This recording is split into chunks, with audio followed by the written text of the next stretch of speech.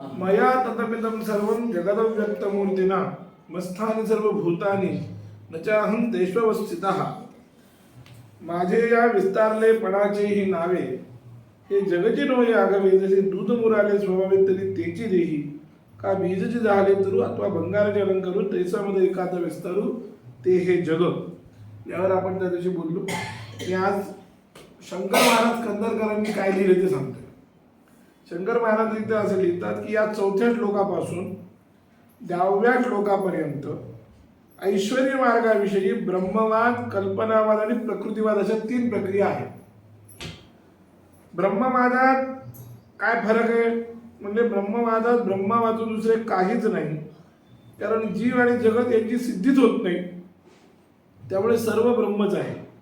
कल्पनावादात जीवाश्रित कल्पना जगाला कारण आहे. जगत साक्षीवास्य आहे, जगाला कल्पना मात्र सत्ता आहे. कल्पनेच्या पूर्वी आणि नंतर जगाला सत्ता नाही. जगदद्रष्टा ब्रह्म आणि देहातील आत्मा एक असून निर्लेप साक्षीरूप आहेत. आणि 3 म्हणजे प्रकृतीदान. प्रकृतीवादात प्रकृती जगाचे उपादान कारण आहे. ब्रह्म अपरिणामी आणि जगाचे केवळ निमित्त कारण असून ते कूटस्थ नित्य व अबाधित आहे. आणि ब्रह्माच्या ठिकाणी मिथ्या जगाचा परमार्थाचा अत्यंत अभाव. अशा 3 प्रकाराने ऐश्वर्य योग सांगतात. आता माझ्या या विस्तारलेपणाचे नावे हे जगची नोहे आगवे. जैसे दूध मुराले स्वभावे तरी तेची. या दृष्टांतात कोणाला असं वाटेल काय की परिणामवाद स्वीकारला की काय, त्यांनी लिहिले इथं. मागच्या ओवीत दूध दह्याचा दृष्टांत दिला आहे, पण बाह्य जगाच्या रूपाने स्वभावता विस्तारले आहे एवढा त्या दृष्टांतातील आशा आहे. दृष्टांत कोणत्या अंशात घ्यायचं ते त्यांनी सांगितलं. मी जसं म्हटलं की नाही, बाह्य जगत हे स्वभावतः विस्तारणे म्हणजे जसं दुधाचं दही होतं तसं स्वभावाचं विस्तारणे एवढ्याच अर्थानं तो दृष्टांत घ्यायचा आहे. म्हणजे दुधाचं अस्तित्वच नाही जसं त्या अंशामधला हा दृष्टांत घ्यायचाच नाही आहे. पण कोणाला वाटू शकते ना एवढा त्या दृष्टांतातील आशय आहे. पण हा आशय न समजल्यामुळे सांख्यांच्या परिणामवादाची शंका येईल. कारण परिणामवादात कारणाचा नाश होऊन कार्य उत्पन्न होते, त्याप्रमाणे परमात्म्याच्या स्वरूपाचा नाश होऊन जगत झाले की काय या शंकेला अवसर राहू नये म्हणून बीजतृ आणि सुवर्ण अलंकार याचे दृष्टांत दिले आहे. पुढे 2 दृष्टांत दिले. का बीजची झाली तरू अथवा भांगारची अलंकारू तैसा मध्ये एकाचा विस्तारू ते हे जग. बीज पहिल्या बीजतृच्या दृष्टांतातील बीजाचा नाश होत असल्यामुळे सांख्यांचा परिणामवादच आहे. पुन्हा तिथे ते पण दूध दह्याच्या दृष्टांतापैकी दृष्टांतात विशेष असा आहे की तरूच्या उत्पत्तीच्या पूर्वी बीज असते आणि नंतर त्या तरूपासून तेच नसले तरी तत्सजाती बीजाची उत्पत्ती होते. अर्थात बीजाची आधी आणि अंतिम सत्ता सिद्ध होते. त्याप्रमाणे जगाच्या उत्पत्तीच्या पूर्वी आणि जगाच्या नाशानंतर ब्रह्माची सत्ता आहे आणि ब्रह्माचा विस्तार म्हणजेच चित्र विचित्र जगत आहे. हा सिद्धांत पडविण्याकरिता बीजतृचा दृष्टांत योग्य आहे. परंतु या दृष्टांतापेक्षाही सुवर्णालंकाराचा दृष्टांत अधिक समर्पक आहे. कारण सुवर्णालंकाराच्या दृष्टांताने 3 गोष्टी सिद्ध होतात. अलंकाराच्या पूर्वी मध्यभागी सोन्याशिवाय दुसरा पदार्थ नाही आणि हाच सिद्धांत खरा अपेक्षित आहे. काय अलंकार हा कल्पित पदार्थ असल्यामुळे सोन्यापेक्षा भिन्न नाही आणि सोन्याचा विस्तार म्हणजेच अलंकार होय. त्याप्रमाणे जगाच्या उत्पत्ती स्थितीनाच्या काळात ब्रह्माशिवाय दुसरा पदार्थ नाही. जगत कल्पित असल्यामुळे ब्रह्माहून भिन्न नाही. ब्रह्माचा विस्तार म्हणजे जगत आहे. म्हणजे तात्पर्य काय, या दृष्टांतामुळे जो काही गोंधळ होऊ शकतो काय परिणामवाद स्वीकारला असं जे होऊ शकतं. परिणामवादामध्ये मोठा दोष कोणता आहे तर हाच दोष आहे की कारण राहत नाही. परिणामवादामध्ये काय होतं की दुधाचं एकदा दही झालं की दुधाचं अस्तित्वच राहत नाही. तसं ब्रह्म जर जगाचं कारण आहे आणि त्या पद्धतीने आहे असं जर म्हणलं तर ब्रह्माचं अस्तित्वच राहणार नाही. तसा अभिप्रेत नाही आहे. म्हणून या सगळ्याच्या दृष्टीनं आता हा विवर्ताचा ऍक्च्युली हा विवर्ताचा दृष्टांत आहे. कोणता सुवर्ण अलंकार किंवा विवर्ताचा जो प्रसिद्ध दृष्टांत आहे तो म्हणजे रज्जू सर्प हा प्रसिद्ध दृष्टांत आहे. पण रज्जू सर्पापेक्षाही जर कार्यकारण भावाचा विचार केला तर सुवर्ण अलंकार किंवा मृतघट हा जो दृष्टांत आहे मातीचा घट सुद्धा बघा घट आवरता जो आकार आहे तो फक्त कल्पित आहे. बाकी घटाच्या उत्पत्तीच्या पूर्वी माती होती, घट होता तेव्हाही माती आहे, घट राहणार नाही तेव्हाही माती राहणार आहे. तेव्हा मृत, घट, सुवर्ण अलंकार हे सगळे दृष्टांत जे आहेत हे विवर्ताचे, हे परिणामाचे नाही आहेत. पण पहिले जे दोन दृष्टांत आहेत कोणते, बीज दृष्टांत आणि दही दृष्टांत, तो परिणामवादाचा दृष्टांत आहे. जरी हे पण थोडंसं विवेचनीय आहे. कोणतं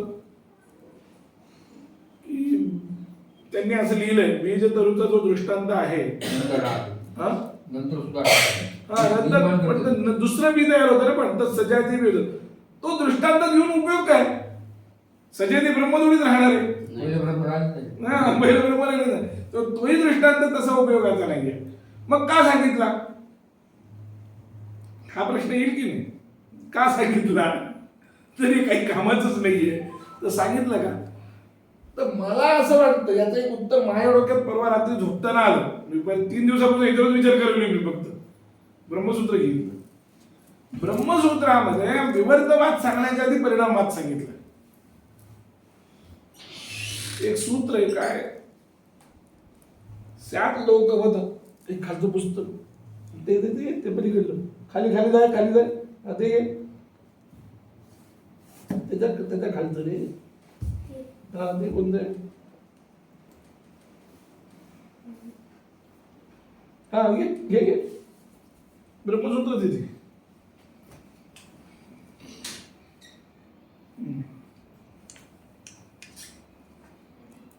ब्रह्मसूत्र दुसऱ्या अध्यायामध्ये तदनन्यत्वम आरंभण शब्दादिभ्यः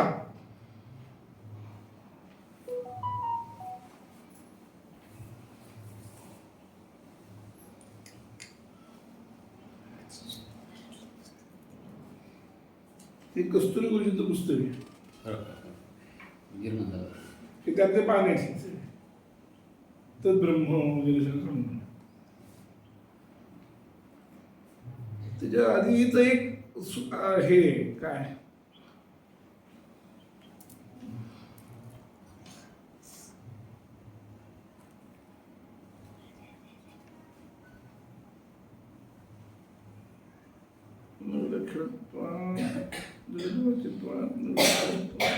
नाही,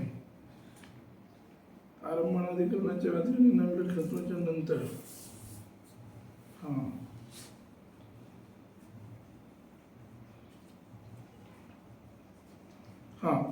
भोक्त्रापत्ते हे अविभागश्चेत स्यात् लोकवत, असा एक अधिकरण आहे. हे सूत्र आहे, हे एकच सूत्राचं अधिकरण आहे.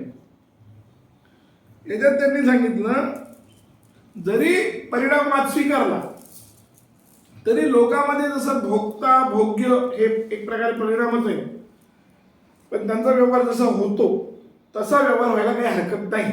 म्हणून परिणामवाद स्वीकारून सुद्धा जगाची उपपत्ती लागते असं या अधिकरणामध्ये सांगितलेलं आहे. बघा मी आता हा अधिकरण तुम्हाला सांगतो सगळं आज. अन्यथा पुन्हा यद्यपि श्रुती प्रमाणं स्वविषयी भवति तथापि प्रमाणांतरेण विषयापर्य अन्यपरा भवितुमर्हति यथा मंत्रार्थवादो तर्कोपि स्वविषयात् अन्यत्र प्रतिष्ठितस्य यथा धर्मादमयो किमतो यद्देवम्. तर म्हणतात जसं ब्रह्म हे या जगाचं कारण आहे की नाही हे कशाच्या बलावर सांगताय तुम्ही? श्रुतीच्या बलावर सांगताय. वेदानं सांगितलं, उपनिषदानं सांगितलं म्हणून तुम्ही सांगताय.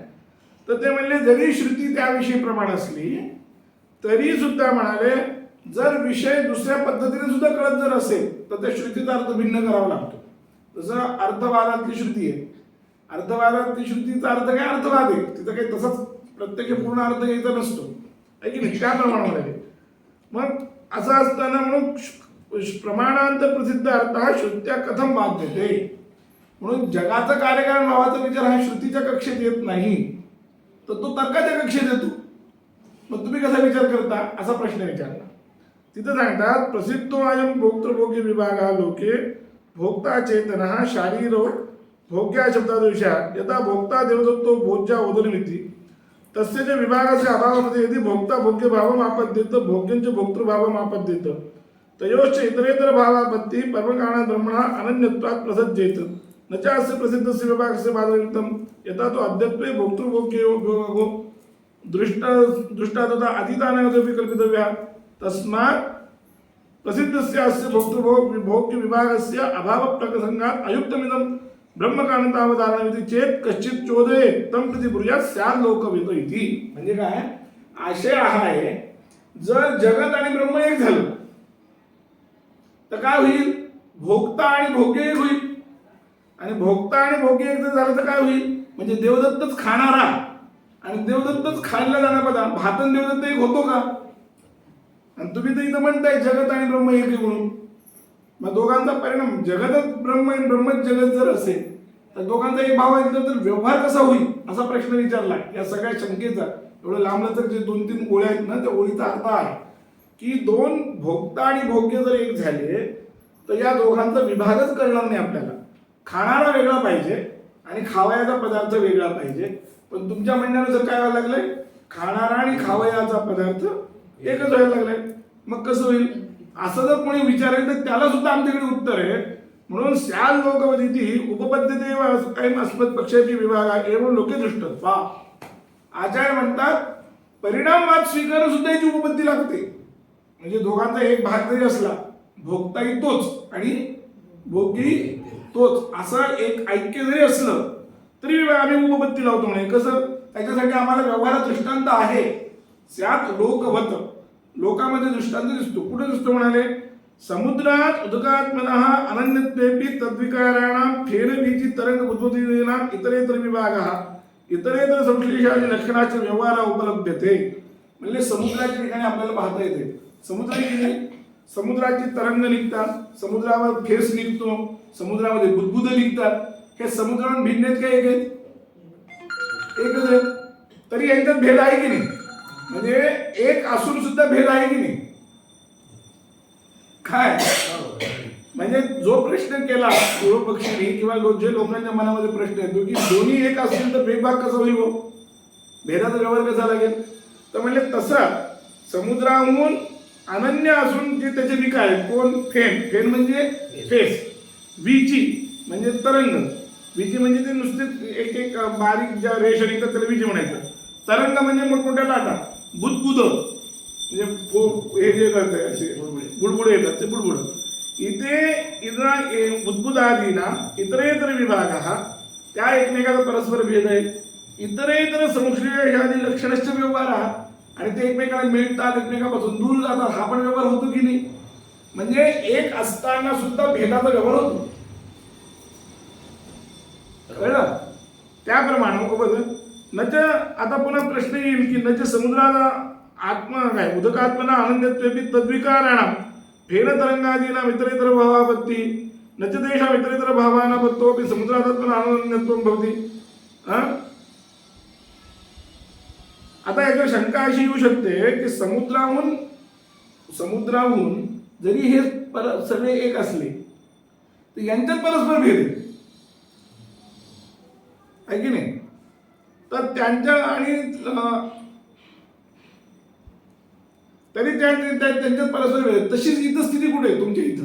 तुम्ही तर जगत ब्रह्म म्हणायला, जगातल्या भेदाचा आपण कुठे विचार करायला. म्हणजे शंकेचा आशय लक्षात आला का.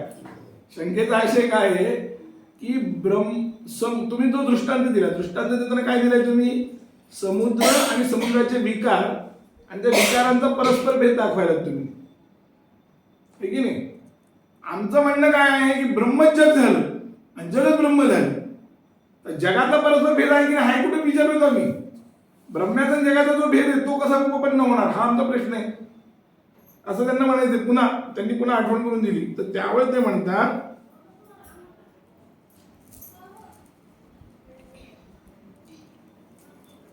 ते म्हणे नच तेषां इतरेतर भावा अनापत्तोपि समुद्रात्मा आत्मना आनंदत्वं भवति.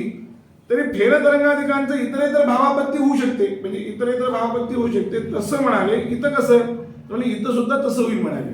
ह्यापि भोक्तृभोग्ययोः इतरेतर भावापत्ती न च परस्पर ब्रह्मणा आनंदत्वं भविष्यति.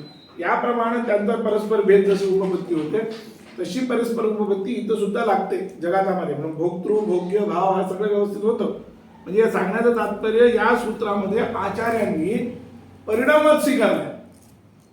काय आणि परिणामवाद स्वीकारून जगाची कार्यकारण भावाची उपपत्ती आचार्यांनी लावलेली आहे. आणि मग हे सगळं केल्यानंतर कोणाला असं वाटू शकतं की आचार्यांना परिणामवादच मान्य आहे, म्हणजे वाटू शकतं असं नाही. परामर्श नावाच्या पुण्याच्या विद्यापीठातून एक त्रैमासिक निघत होतं, पुणे विद्यापीठातून तत्वज्ञान विभाग परामर्श नावाचं. त्याच्यामध्ये मी एक लेख वाचलेला आहे. त्या लेखात त्यानं ह्याचा दृष्टांत दिलाय, हे सूत्र दिलंय आणि हे सूत्र देऊन म्हणले की आचार्यांना विवर्तवाद काही मान्य नव्हता, परिणामवाद मान्य होता असं सांगितलं. कारण त्यानं ह्याच्या पुढे पाहिलं नाही. हे सगळं आचार्यांनी ह्याच्यात परिणामवाद म्हणून व्यवस्था लावली. पण पुढे लावताना आचार्य काय म्हणतात माहितीये का, अभ्युपगम्य चेमं व्यावहारिकं भोक्तृभोग्य लक्षण विभागम स्यात् लोकविधि इति परिहारभावितः न तो अयं विभागः परमार्थतो अस्ति यस्मात् तयोः कार्यकारणयोः अनन्यत्वम् अवगम्यते. म्हणजे याच्या पुढे असं म्हणतात आचार्य की आम्ही पहिल्या सूत्रामध्ये परिणामवाद लावूनही स्वीकारूनही एक वेळ अभ्युपगमवादाने, अभ्युपगमवाद या शब्दाचा अर्थ असा असतो की मान्य नाही आम्हाला, पण आपण म्हणतो ना 2 मिनिट तुझं भाव मान्य केलं, बोलताना आपण म्हणतो 2 मिनिट तुझं मान्य केलं तरी तुझं चुकलं, असं जे बोलण्याची पद्धत आहे. तशा पद्धतीने आचार्य म्हणतात की परिणामवाद जरी स्वीकारला तरी आमचा ब्रह्म्यावर काही आक्षेप येत नाही, ब्रह्म्याचं कारणत्व काही बाधित होत नाही. आणि पण मुळामध्ये विचार केला तर हे नाहीच आहे.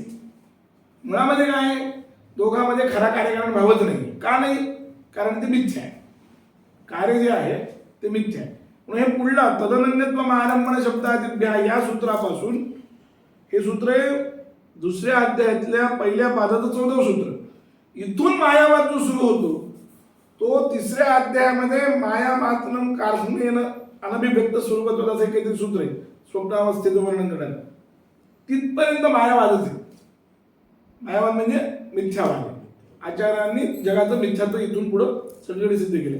पण या सूत्रात थोडंसं एक चमत्कृती दाखवली की तुम्ही परिणामवाद जरी स्वीकारला आम्ही तरी आमच्यावर काही आरोप येत नाही. तसा अर्थ अभिप्राय धरून ज्ञानेश्वरांनी लावला आहे. असा आपण जरी हा दृष्टांत दिला तरी एक बुद्धीची चमत्कृती, सूक्ष्म दृष्टीच्या लोकांना त्याच्यातही विवर्तवाद सांगता येऊ शकतो आणि ब्रह्मसिद्ध होऊ शकतं. पण ज्यांना ते तेवढी बुद्धी नाही किंवा तेवढा विचार नाही, तेवढी सूक्ष्म चिंतनता नाही, त्यांच्यासाठी मात्र स्पष्ट हा दृष्टांत. असे 2 लोकांसाठी हा दृष्टांत. थांबू आपण ते विषय म्हणजे ह्याच्या आधी